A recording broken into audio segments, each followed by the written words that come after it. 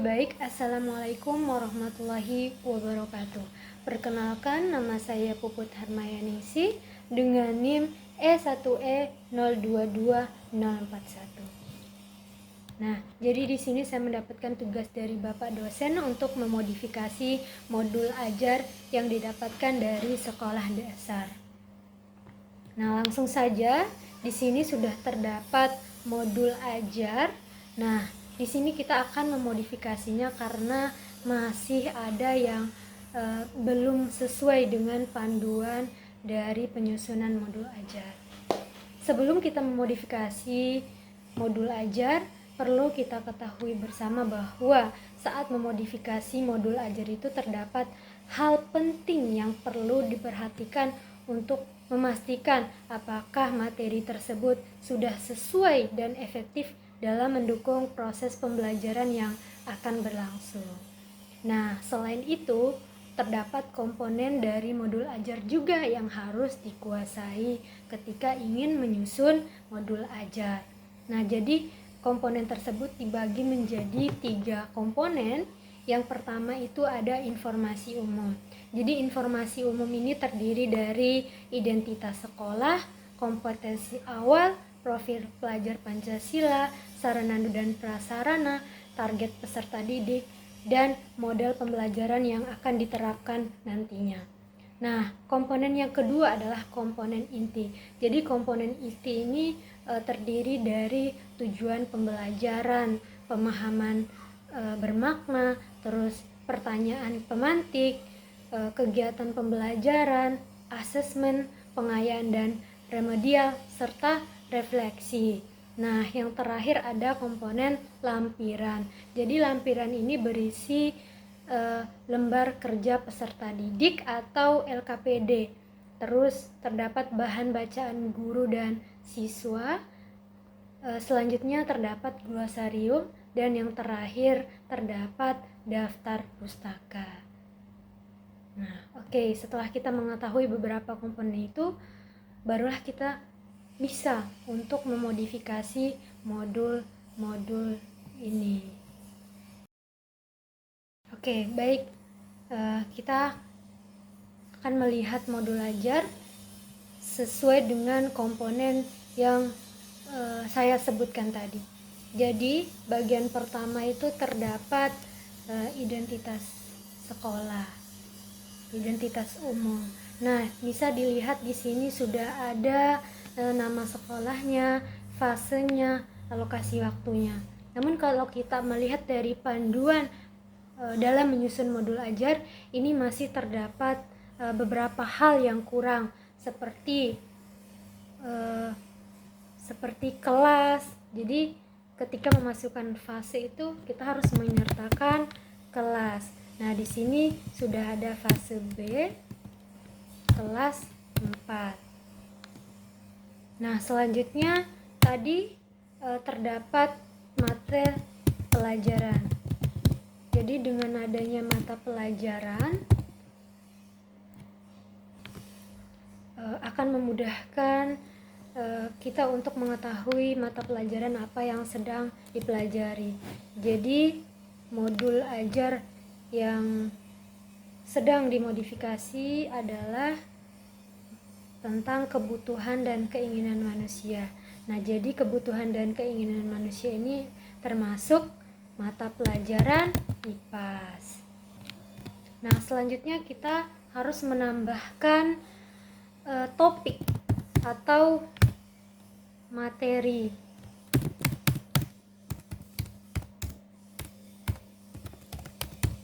Nah, jadi tadi topik atau materinya adalah kebutuhan dan keinginan manusia. Oke, tinggal satu, jangan lupa kita menambahkan tahun untuk melihat tahun berapa ya disusun modul ajar ini. Jadi berdasarkan wawancara yang dilakukan terhadap Bu Guru kemarin, modul ajar ini disusun dari tahun 2023. Oke, jadi sudah ada nama sekolah, mata pelajaran, fase atau kelas, topik atau materi, tahun, dan alokasi waktu. Nah, jadi ini semua merupakan komponen informasi umum yang merupakan panduan dari penyusunan modul ajar. Nah, jadi kita tandai mana saja yang kita modifikasi tadi. Jadi berdasarkan struktur dan pedoman modul ajar, komponen informasi haruslah sesuai dan lengkap seperti ini. Oke, sekarang bagian informasi umumnya sudah selesai. Kita beralih untuk melihat selanjutnya apakah masih ada yang kurang atau tidak. Nah, di sini saya rasa masih kurang. Ada papan tulis dan LKPD. Jadi berdasarkan pengamatan yang dilakukan kemarin itu, papan tulis dan LKPD itu termasuk dalam sarana dan prasarana. Jadi ini juga merupakan sarana dan prasarana dalam kegiatan proses belajar mengajar. Oke, baik, selanjutnya kalau kita melihat dari panduan dalam penyusunan modul ajar, sebelum tujuan pembelajaran itu seharusnya ada capaian pembelajaran. Nah, jadi kita akan menuliskan capaian pembelajarannya. Nah, jadi capaian yang akan dicapai oleh peserta didik dalam modul ajar ini adalah peserta didik mampu mengenal dan membedakan kebutuhan dan keinginan manusia. Oke. Nah, jadi dengan adanya capaian pembelajaran ini dalam membuat modul ajar, capaian pembelajaran harus dicantumkan karena untuk mempermudah penyusun dalam merumuskan tujuan pembelajaran. Oke, jadi capaian pembelajarannya sudah selesai.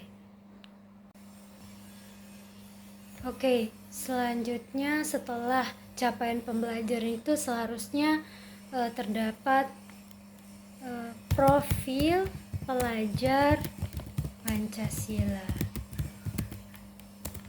Nah, jadi peserta didik nantinya akan bergotong royong dalam menyelesaikan permasalahan. Nah, jadi di sini nantinya peserta didik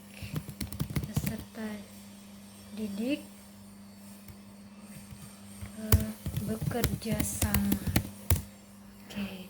Jadi selain dari elemen gotong royong, nanti siswa juga akan melakukan sekreatif mungkin dalam podcast yang akan diterapkan dalam pembelajaran. Jadi setiap peserta didiknya nanti akan memberikan gagasan orisinal. Oke. Jadi kenapa kita harus mencantumkan profil pelajar Pancasila ini? Jadi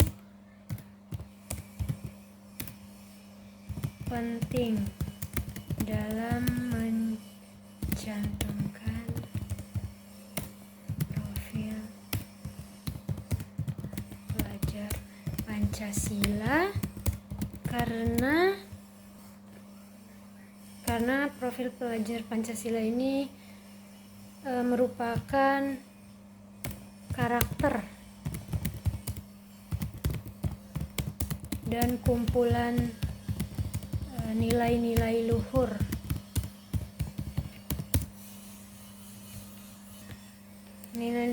yang mampu peserta capai nantinya.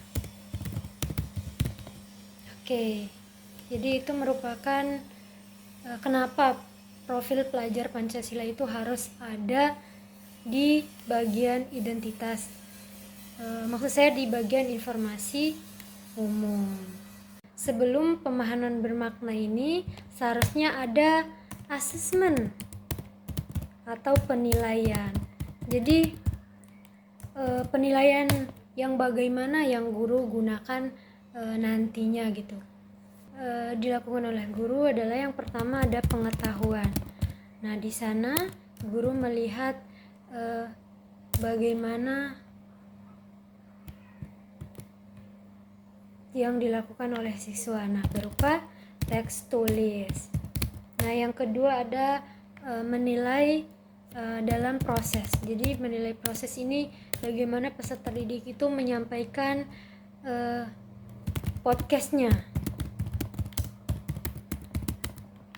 podcastnya di depan kelas.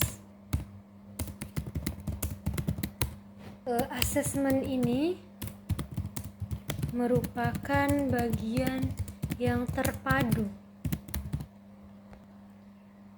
dari proses pembelajaran dan penyediaan informasi.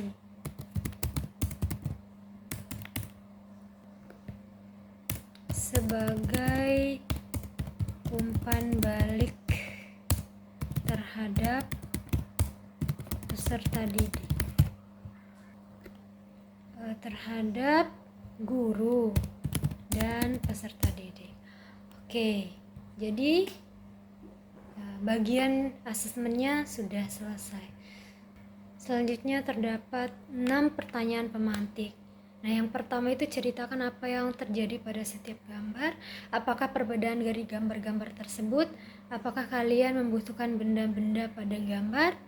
Apa yang terjadi jika kamu tidak mendapatkan benda-benda pada gambar tersebut?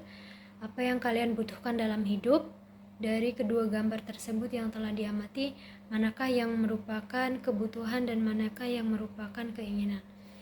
Nah, jadi menurut saya di pertanyaan nomor 4 ini harus diganti dengan kata bagaimana. Jadi bagaimana? Nah, apa diganti dengan bagaimana? Jadi bagaimana cara kalian mendapatkan benda pada gambar tersebut. Nah, jadi kenapa kita mengubah pertanyaan apa menjadi bagaimana? Itu karena ketika kita menggunakan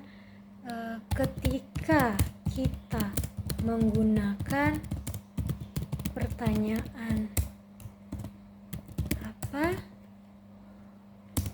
tentu jawabannya iya atau tidak.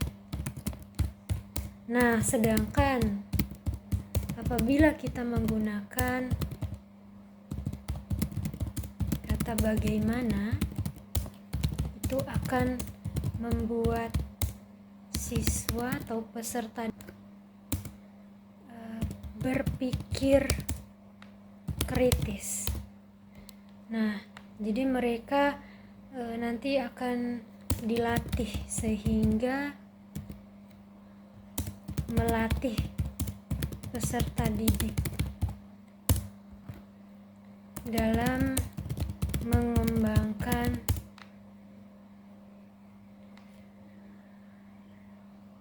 berpikir kritis.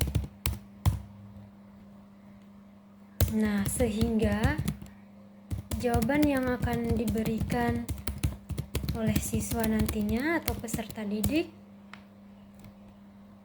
sesuai dengan apa yang diharapkan.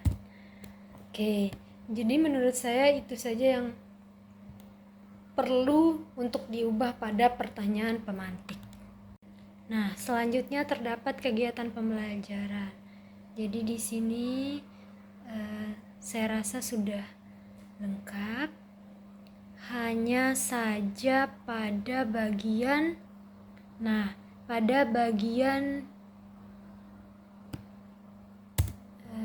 ini nomor 2. Jadi guru mengecek kehadiran peserta didik dan mulai mengkondisikan suasana belajar. Jadi mengkondisikan seperti apa? Jadi guru bisa memberikan ice breaking kepada para peserta didik dan lain-lain yang bisa membuat peserta didik itu lebih semangat dalam memulai pembelajaran. Nah, jadi kenapa kita harus melakukan ice breaking itu karena jadi ice breaking itu bermanfaat bagi siswa agar suasana belajar lebih semangat dan menyenangkan. Oke.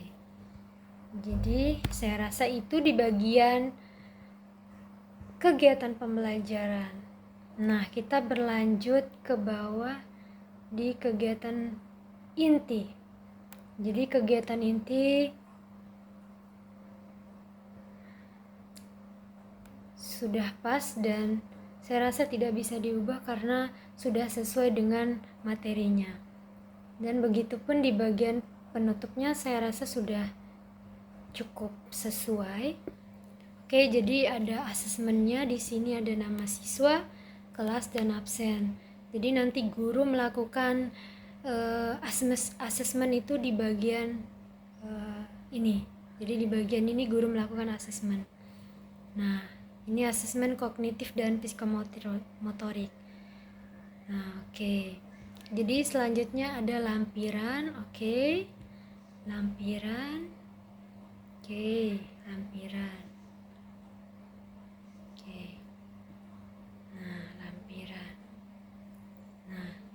Jadi yang terakhir itu adalah komponen lampiran dalam modul ajar. Nah, di situ ada LKPD. Kita lihat apakah di sini sudah ada LKPD. Oke, baik. Di sini sudah ada yang namanya LKPD atau lembar kerja peserta didik.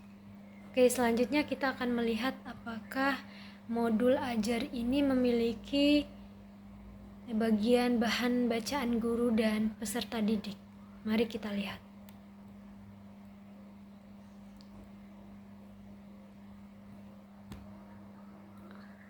Oke, jadi di sini bahan bacaan guru dan peserta didik itu belum ada.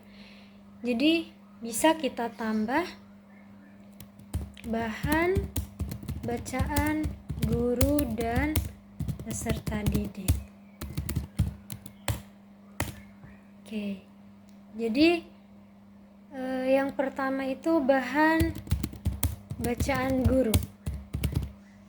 Oke, jadi yang pertama bahan bacaan guru itu bisa dari bisa dari buku paket guru, terus bisa dari artikel tentang keinginan dan kebutuhan manusia. Oke. Nah, selanjutnya bahan bacaan peserta didik.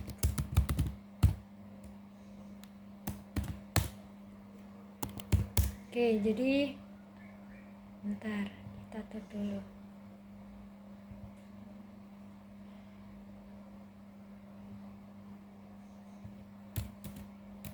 Nah, jadi di sini ada buku paket juga, buku paket siswa, terus modul, terus LKPD yang tadi digunakan. Nah, jadi kenapa kita harus mencantumkan bahan bacaan guru dan peserta didik dalam modul ajar ini? Itu karena akan lebih bermanfaat dan berharga bagi pembacanya. Jadi baik itu untuk tujuan akademik, profesional maupun pribadi. Nah, kita tulis di komentar ya. Jadi dengan mencantumkan bahan bacaan guru dan peserta didik akan bermanfaat dan berharga bagi pembacanya, baik untuk kepentingan profesional, akademik, maupun kepentingan pribadi. Nah, jadi untuk teman-teman perlu kita mencantumkan bahan bacaan guru dan peserta didik. Oke, selanjutnya sudah tidak ada lagi ya, sedangkan kalau kita melihat di panduan dalam penyusunan modul ajar itu masih terdapat beberapa komponen seperti harus adanya glosarium dan harus adanya daftar pustaka. Oke, baik, langsung saja kita akan menambahkan di sini ya teman-teman. Di sini di bagian selanjutnya kita akan menambahkan glosarium.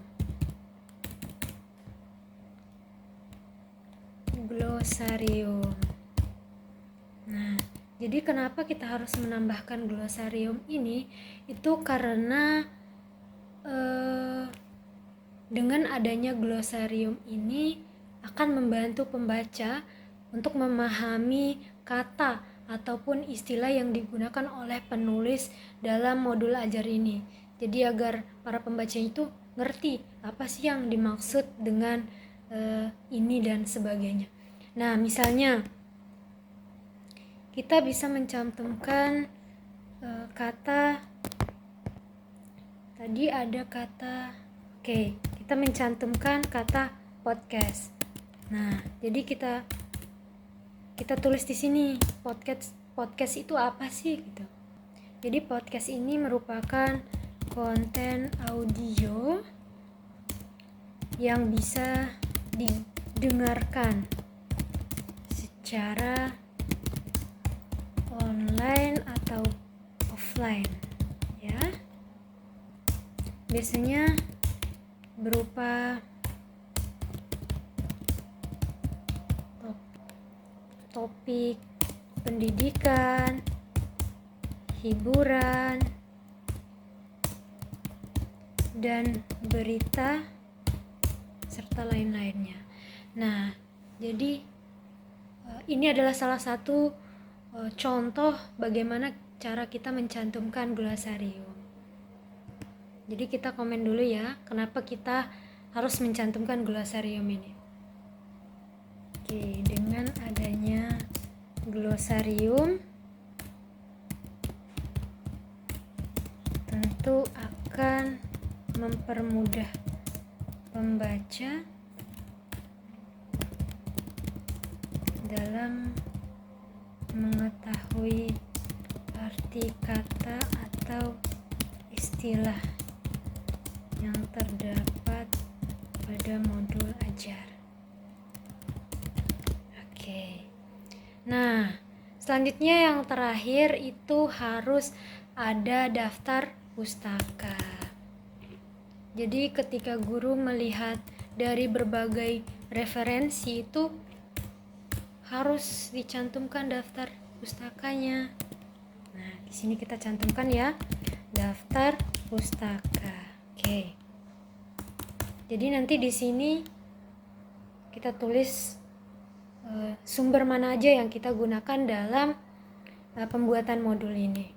Nah, kita taruh komen dulu kenapa kita harus mencantumkan daftar pustaka dalam modul ajar. Jadi dengan mencantumkan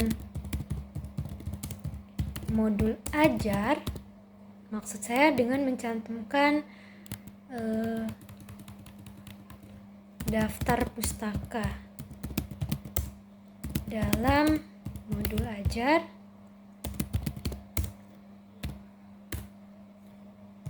itu sebagai informasi untuk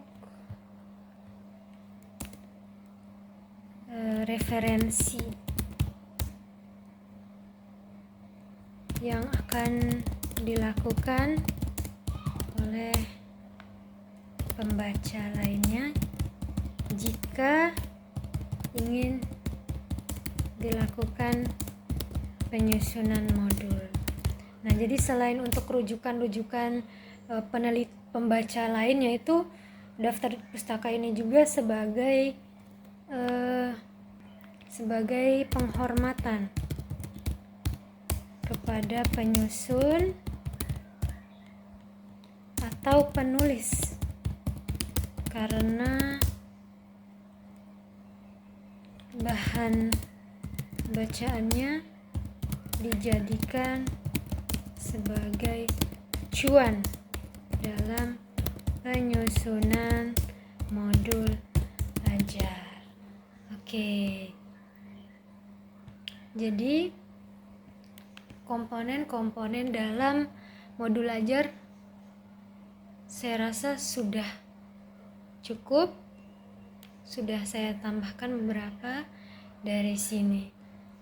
Jadi saya harap ketika teman-teman atau siapapun yang ingin menyusun modul ajar itu haruslah memperhatikan ketiga komponen tadi, yaitu komponen informasi umum, komponen inti, dan komponen lampiran terakhir.